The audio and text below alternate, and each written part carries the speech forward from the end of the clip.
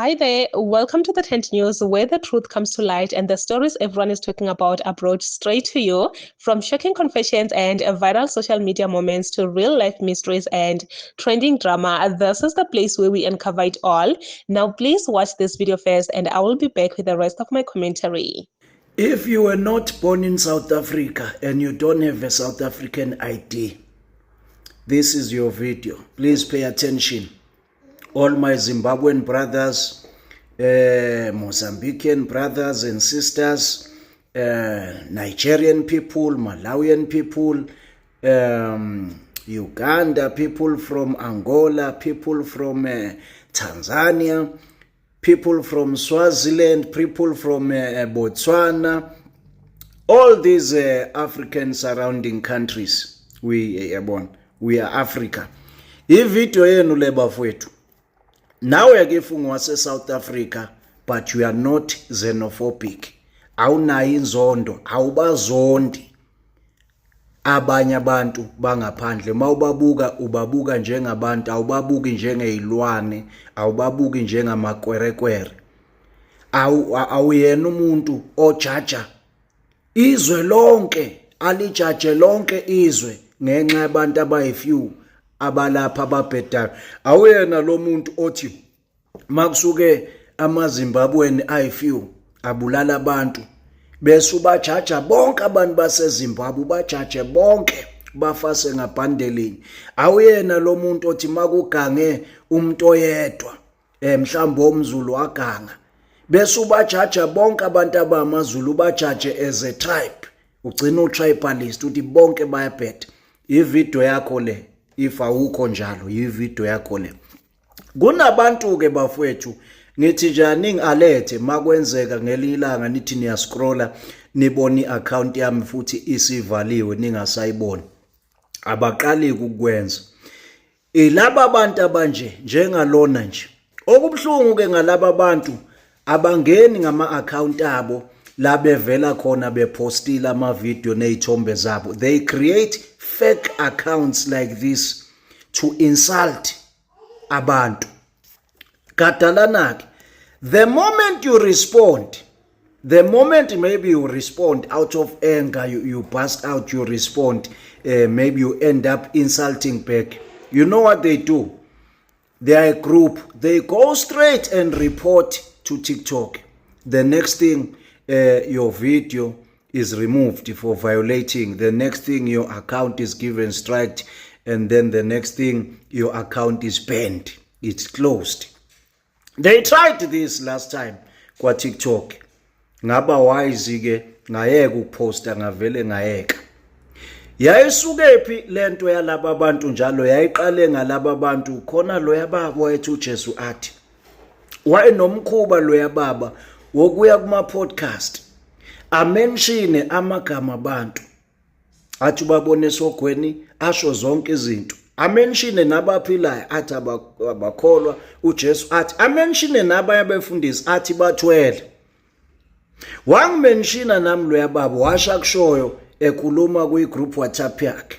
Lo baba ke nami ngase ngimphendula back, ngireplya ama-video abamaningi la kwa social media. Inzondo ukuze ngibe nama-haters amangaka yasuka lapha inzondo mina ngireplya kuloya baba. Sengimtshela ke indaba zakhe sengimgiva. Bathi besuka ke babe benza lento engishoyo. Ivideo nevideo engaviolate engasho ngolutho bavele bereport ukuthi iya violate. Bavele basuke bathi uyathukisa unenhlamba. uTikTok ke bese wenze njani? Uya restricta ukuncisha ama viewers, ugcina uTikTok bese uyakubhena. Wasinda kuTikTok wami ngoba ngavele ngahlakanipha ngama nje ngayeka ukupost.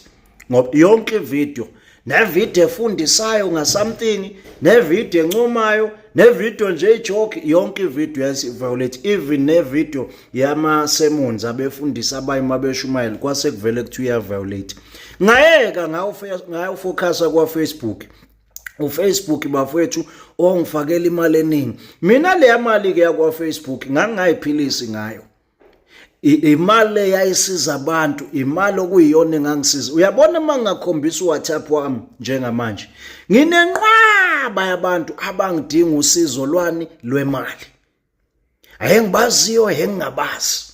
Abanye abefundisi, abanye inqwaba.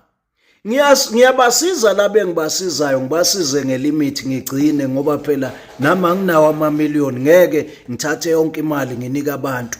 Ngosala phela mina nomndeni wami ngingenalutho, nginenama savings for refuge. Uyayibona indaba? So ngiyabasiza kodwa akusafani njengaqala ngoba uFacebook le mali yakhona eyayifaka yayiningi.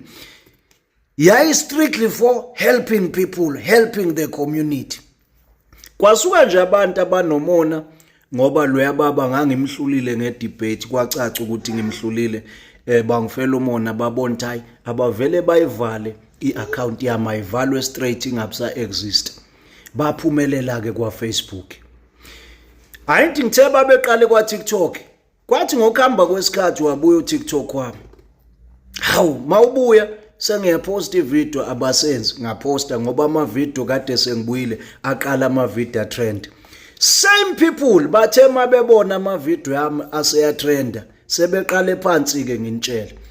Usuku nosuku mangenza ivideo uTikTok usevele remove ethi ya violate.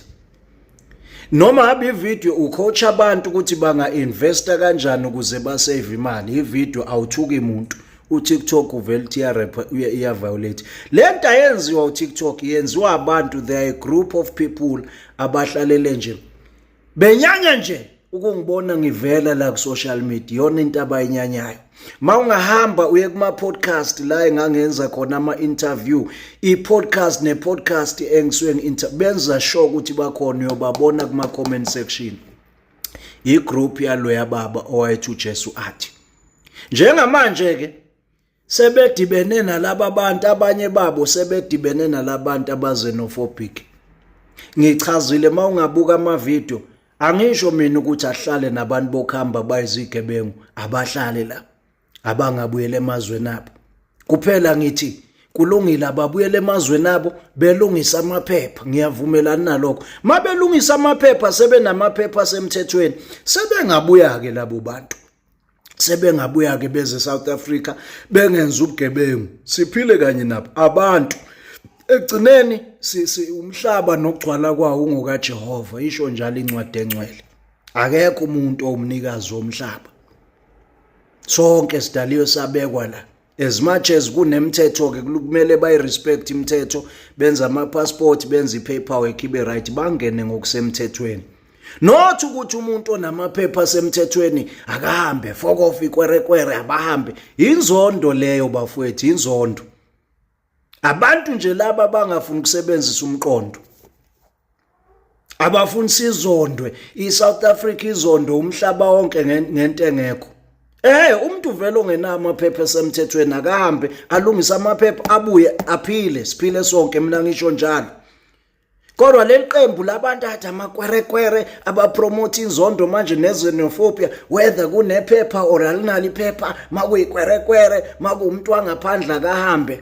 Sekuyizenophobia, sekuyinzondo, ngimelene naleyo nto. Labo bantu ke balo baba sebedibene nalabo abazenophobic. Kuliwa nje ukuthi nje angingabonakali ku social media space nje, abafuni ukungibona. Ngoba ne-YouTube ngake ngayenza bayivale yokuqala, le khona nje esibili ayinawo ama-followers atheni, ngayeka. uFacebook angaze ngivule ngisho omunye, vele ngacasuka nje ngayeka. Ngoba ilabo bantu abane hatred, noma ngenza i channel, as soon as bebona nje ukuthi there's my face imina.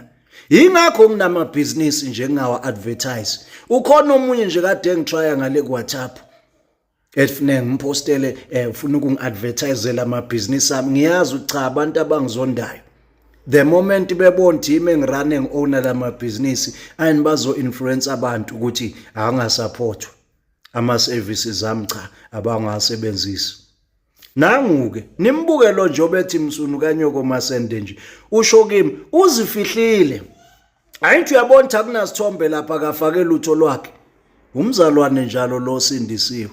Abantu bakaJesu athi umzalwane lo sindisiwe ozenophobic. ngenzela ukuthi nazi iqhubekana anginandaba-ke le ngisho bengawini ukuyivala akho mali engiyithola la nibonile-ke amavidiyo kunamabhizinisi ami mina ngilambi social media ayingondli sengangitshele laba abangithandayo abangifolwayo nama-African brothers and sisters ukuthi this is what is going on. Ngiyabonga ku-TikTok ukuthi usuyangibuza ngiconfirm awusavele uremove yonke into kodwa nje babhizi abangiyekile babhizi.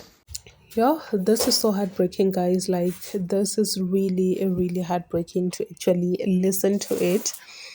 This a South African man, he's a Zulu man, he's a very well-known TikToker, and he's a very well-known person in South Africa. He is actually calling out Africans in particular to say, and also South Africans, those that are not xenophobic, those that are not, those that don't believe or those things that I think he's talking about Brother Enigma, where he was saying Ujesu Ati and stuff like that. Because yes, I once saw a video where he was being called out for being against whatever that man was saying.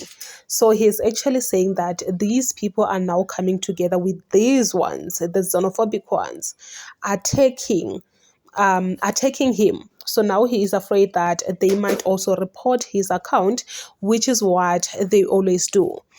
But for me, I feel like as long as you're a Christian, you will not support anything that is to do with harming people, attacking people, violent, and you will not support something like that. So he's 100% right. He's 100% right.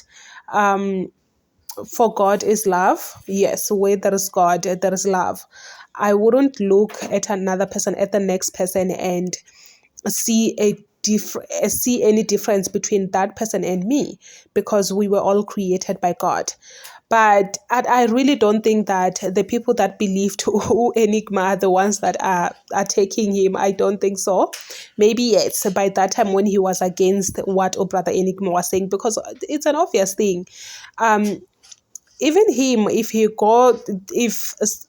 people that supports him see someone outside saying bad things about him, guess what? They will stand for him. They will actually attack the person that is saying those bad things about him. It's always like that. Supporters will always stand with the people that they support most. So I believe that yes, when he was standing against Brother Enigma, people that supported him, people that took his message seriously, they attacked him, which for now I feel like it's a different story. This one, these are just people, Jay. These are just people.